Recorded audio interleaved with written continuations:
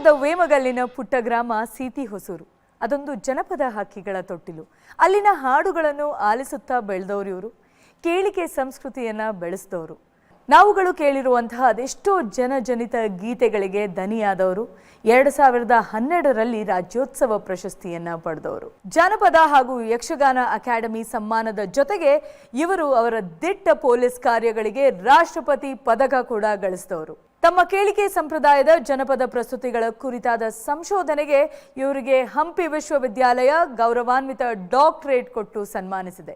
ಆಕಾಶವಾಣಿ ಹಾಗೂ ದೂರದರ್ಶನದ graded ಕಲಾವಿದರಾದಂತಹ doctor ವಿಡಿಎನ್ ಜನರ ಪದಗಳನ್ನು ಲೋಕಪ್ರಿಯಗೊಳಿಸಿರುವ ದಿಗ್ಗಜರಲ್ಲೊಬ್ಬರು ಎಂದರೆ ಅತಿಶಯೋಕ್ತಿಯಲ್ಲ. ವೃತ್ತಿಯಲ್ಲಿ ಆರಕ್ಷಕರಾಗಿ ನಿವೃತ್ತರಾದವರು. ತಮ್ಮ ಗಾನ ಮಾಲಿಕೆಗಳ ಮೂಲಕ ಕಲಾದೇವಿಗೆ ಸದಾ ಸೇವೆಯನ್ನ ಸಲ್ಲಿಸುತ್ತಿರುವವರು.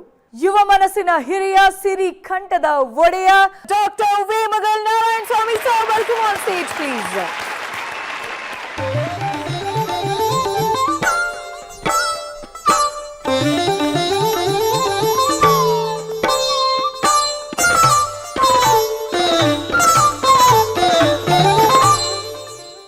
ನಮಸ್ತೆ ಸರ್, ಹೇಗಿದ್ದೀರಿ? ಚೆನ್ನಾಗಿದ್ದೀನಿ. ನಾನು ನಿಮ್ಮನ್ನ ನೋಡೋದೇ ನಮಗೆ ಸಿಕ್ಕಾಪಟ್ಟೆ ಖುಷಿ. ಆರಕ್ಷಕರು ಹೌದು, ನೀವು ಸ್ವಲ್ಪ ಸ್ಟ್ರಿಕ್ಟಾ ಸರ್? ಹಾಗೇನಿಲ್ವಾ? ಸ್ಟ್ರಿಕ್ಟ್ ಜಡ್ಜಾ ನೀವು ಅಂತ ಪಾಪ ನಮ್ಮ ಕಂಟೆಸ್ಟೆಂಟ್ಸ್ಗೆ ಒಂದ್ಸರಿ ಆ ಥರ ಏನಿಲ್ವಾ?